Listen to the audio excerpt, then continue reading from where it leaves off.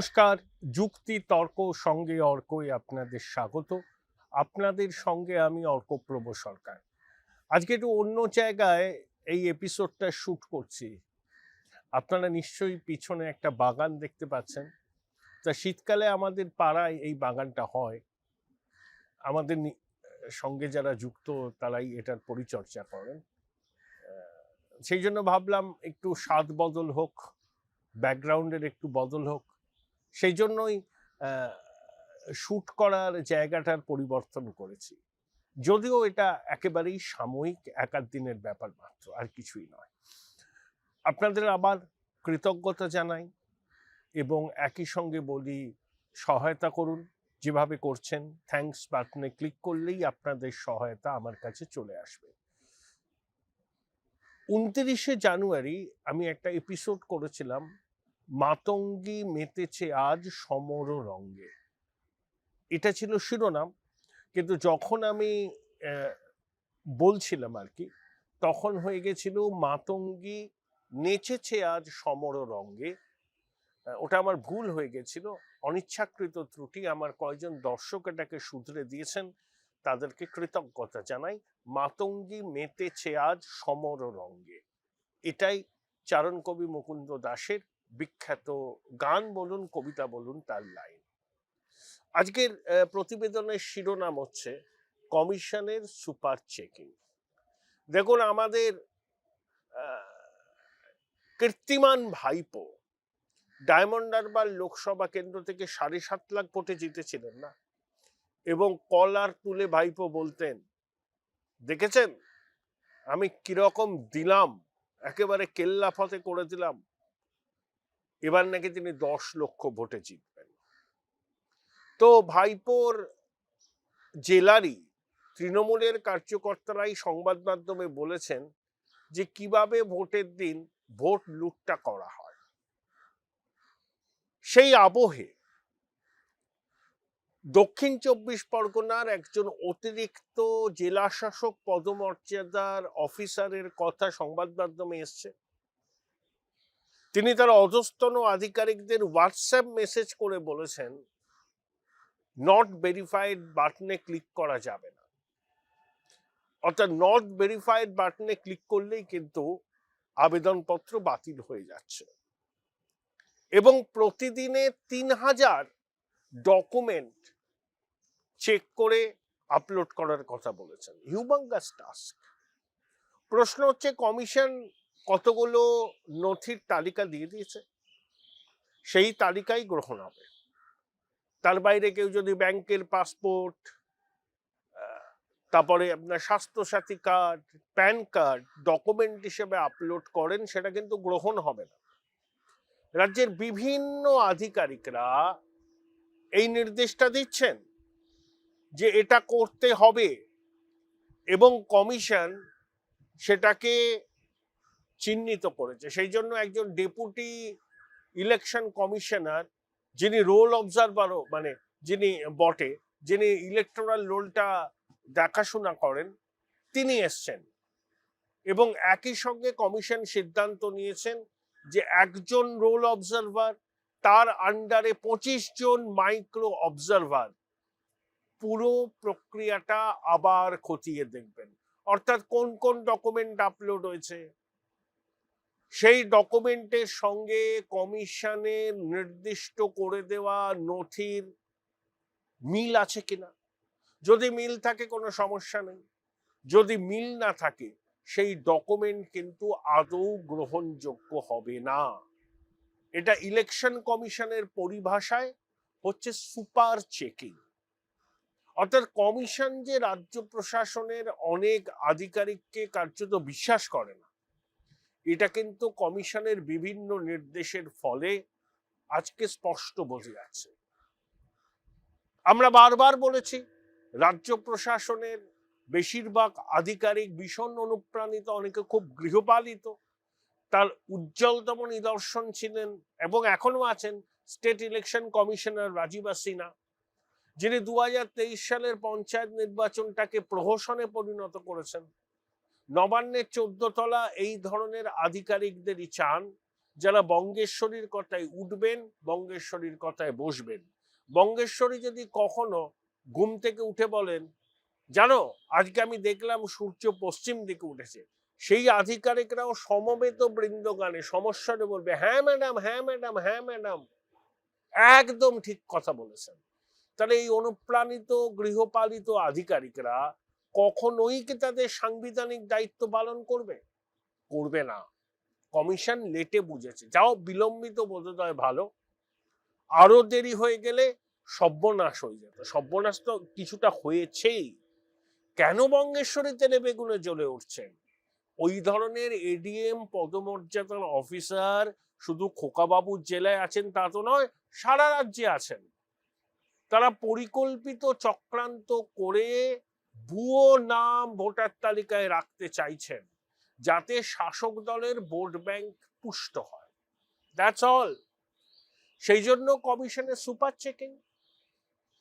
আপনি ধরুন ration card upload করে দিলেন, করে তো দিলেন, কিন্তু চেকিং এ যখন দেখা যাবে এটা তো কমিশনের জানিয়ে দেওয়া নথির মধ্যে নেই, তখন আপনার আবেদন বাতিল হয়ে যাবে।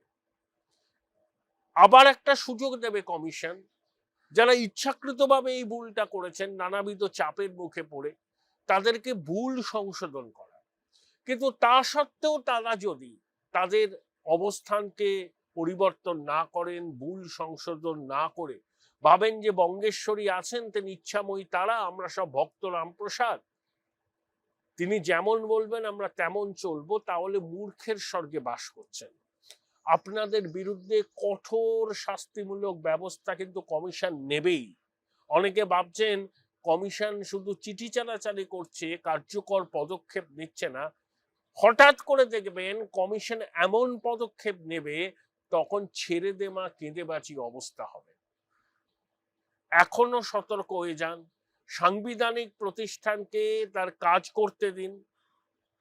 দেশের সংবিধান ৩২৪ থেকে ৩২৯ ধারা মোতাবেক নির্বাচন কমিশনকে প্রভূত ক্ষমতা দিয়েছে, তারা সেই ক্ষমতা প্রয়োগ করবে।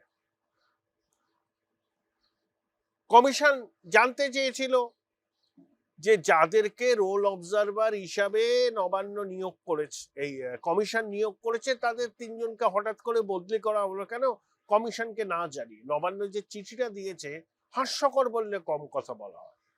নবান্ন বলছে ওই রোল অবজারভাররা যাতে এসআইআর এর কাজটা ঠিকভাবে করতে পারেন, আরো মনোসংযোগ দিয়ে করতে পারেন, সেই জন্যই তাদের অপেক্ষাকৃত কম গুরুত্বপূর্ণ পদে বদলি করা হয়েছে। কত বড় মিথ্যাচার! আসলে এই রোল অবজারভাররা দায়িত্ব নিয়ে, সংবিধান নিয়ে, কমিশনের গাইডলাইন মেনে কাজ করছেন, তাতে শাসক দল কুপিত হয়েছে, তাই তাদেরকে পানিশমেন্ট পোস্টিং করা হয়েছে। আচ্ছা, যখন অফিসাররা এসআইআর এর কাজে যুক্ত, তারা কমিশনের ডেপুটেশনে আছেন, আপনি আপনার মনে হলো ৩ জন আধিকারিককে কম গুরুত্বপূর্ণ পদে বদলি করে দিলেন, আর কমিশনকে একবার জানানোর প্রয়োজন মনে করলেন না। দুরাত্মার ছলের অভাব হয় না। এসব ছেদ যুক্তির অবতারণা করে পাপস্খালনের চেষ্টা করছে নবান্ন। 10 জন আইএস অফিসার, 15 জন আইএস অফিসার, 10 জন আইপিএস অফিসারকে সেন্ট্রাল অবজারভার হিসাবে নিয়োগ করেছে নির্বাচন কমিশন। দিদিমণি নবান্ন বলছে প্রশাসনের উপর চাপ পড়বে, স্বরাষ্ট্র সচিবকেও central observer, Asansol Howrah police কমিশনারকে সেন্ট্রাল অবজারভার, কিভাবে হবে? এরা সবাই অনুপ্রাণিত। কমিশন তো এদের ট্র্যাক রেকর্ড খতিয়ে দেখেছে, দেখে মনে হয়েছে এরা যদি রাজ্যে থাকে ভোটের সময়, তাহলে সমস্যা তৈরি করবেন।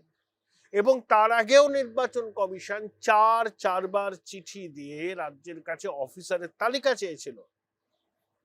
দিদিমণি যা করেন, কে কমিশন, কে সংবিধান, আমি যা বলবো সেটাই শেষ কথা, আমি আইন, কোন আইন টাইন এখানে চলবে না, ঈশ্বর পরিত্যক্ত বঙ্গে। এখন কমিশন যখন তালিকা পাঠিয়ে সময়সীমা নির্দিষ্ট করে দিল যে তাদেরকে যেতে হবে দিল্লিতে প্রশিক্ষণ, তখন পিঠ বাঁচাতে রাজ্য আবার তালিকা পাঠিয়েছে। আইএস দের মধ্যে বোধহয় 10 জনের, আইপিএস দের মধ্যে 8 জন। তাহলে এতদিন তালিকা বাড়াননি কেন? চারবার তো নির্বাচন কমিশন আধিকারিকদের তালিকা চেয়েছিল, তখন তালিকা দিলেন না কেন? যেই কমিশন তালিকাটা প্রকাশ করে দিল, বলল এবং সময়সীমা নির্ধারণ করে দিল যে এদেরকে যেতেই হবে দিল্লিতে প্রশিক্ষণে অবজারভার হিসাবে, তখন হঠাৎ শীত ঘুম থেকে বেরিয়ে এসে নবান্ন বলল না না, এদের একটু কনসিডার করা হোক। কনসিডার করবে কি করবে না নির্বাচন কমিশন আমি তো বলতে পারবো না। ওই 2রা ফেব্রুয়ারি কমিশনের ফুল বেঞ্চের কাছে দিদিমণি যাচ্ছেন, সেখানেও নিশ্চয়ই এই বিষয়গুলো নিয়ে আলোচনা হবে। কিন্তু এসআইআর প্রক্রিয়া শুরু থেকে এখন তো প্রায় অন্তিম চরণে, কোনো ক্ষেত্রে রাজ্য প্রশাসন কমিশনের সঙ্গে সহযোগিতা করে, নানাবিধ প্রতিবন্ধকতা সৃষ্টি করেছে। তার ফলস্বরূপ আজকের এই পরিস্থিতি। বারবার বলা সত্ত্বেও কমিশনের তালিকাভুক্ত নয় এমন নথি আপলোড করা হচ্ছে, এগুলো ধরা পড়ে যাচ্ছে। তাই সুপার চেকিং কতটা গুরুত্বপূর্ণ বুঝতে পারছেন? এবং এই রাজ্য প্রশাসন চেষ্টার কোনো ত্রুটি রাখছে না যে ভুয়ো নাম তালিকায় রাখতে।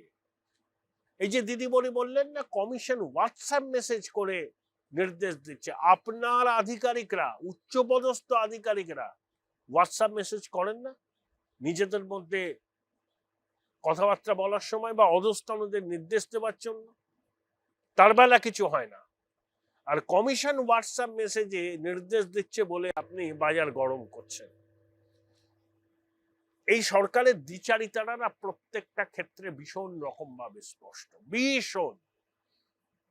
তার আর একবার প্রমাণ। এবং কমিশন এদের ছল চাতুরি খেলাটা ধরে ফেলেছে, সেই জন্য সুপার চেকিং, সেই জন্য উপনির্বাচন কমিশনার 3 দিনের রাজ্য সফরে উত্তরবঙ্গ দক্ষিণবঙ্গে যাবেন।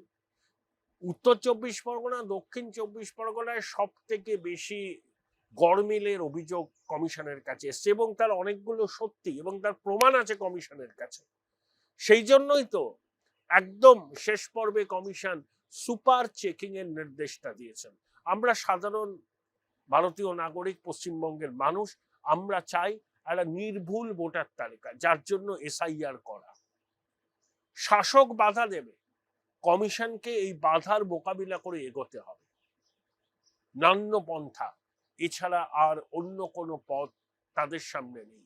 আর কমিশনকে একটা কথা নবান্নকে মনে করিয়ে দিতে হবে যে তারা সাংবিধানিক প্রতিষ্ঠান, সংবিধান তাদের ক্ষমতা দিয়েছে ভোটার তালিকা সংশোধনের।